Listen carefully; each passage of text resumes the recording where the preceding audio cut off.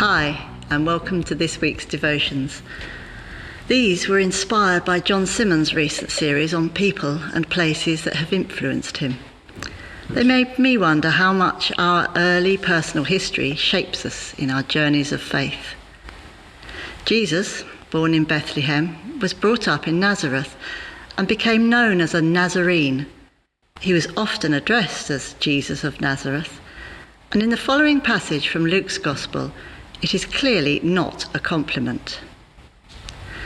The next day, Jesus decided to leave for Galilee.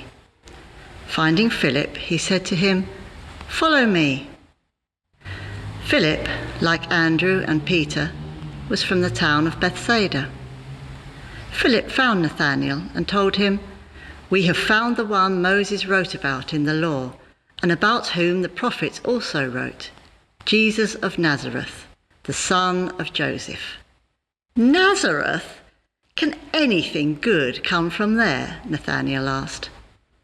"Come and see," said Philip. But Nathanael immediately changed his mind, as we hear. When Jesus saw Nathanael approaching, he said of him, "Here truly is an Israelite in whom there is no deceit." "How do you know me?" asked Nathanael. Jesus answered, "I saw you while you were still under the fig tree before Philip called you." Then Nathanael declared, "Rabbi, you are the Son of God. You are the King of Israel." Jesus would obviously have succeeded wherever he came from. But perhaps we sometimes have the opposite approach and feel our beginnings hamper us for life. I grew up in Pixham, a small hamlet on the outskirts of Dorking in Surrey, with a fantastic view of Box Hill from our front window. Dorking is a rich market commuter town in the midst of greenbelt land outside the M25. I was neither a Pixham pixie nor a Dorking dork, and I can't remember ever being called either. But all my school friends lived in large detached houses, one with 2 staircases and huge grounds, another with a separate building for the children's table tennis, pool, etc. My parents, younger sister and I, lived in a new build, 2-bedroom, first-floor maisonette. I could have had free school meals had my parents wanted.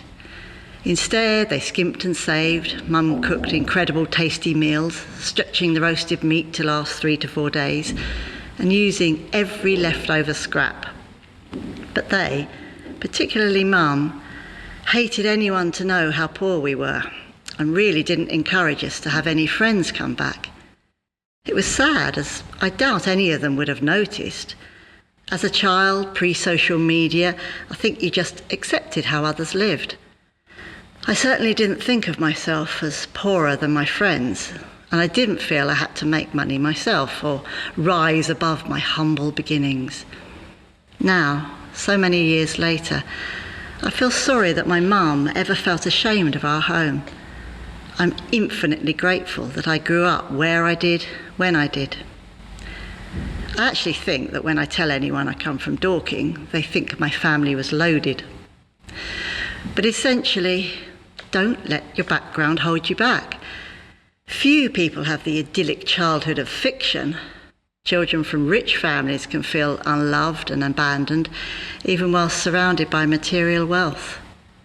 We are all our own people, and trying to model Jesus and walk in his shoes could include saying to yourself, "A Dorkinian," you can insert your own town or background, "can anything good come from there?" And replying, "Yes, me." See you tomorrow.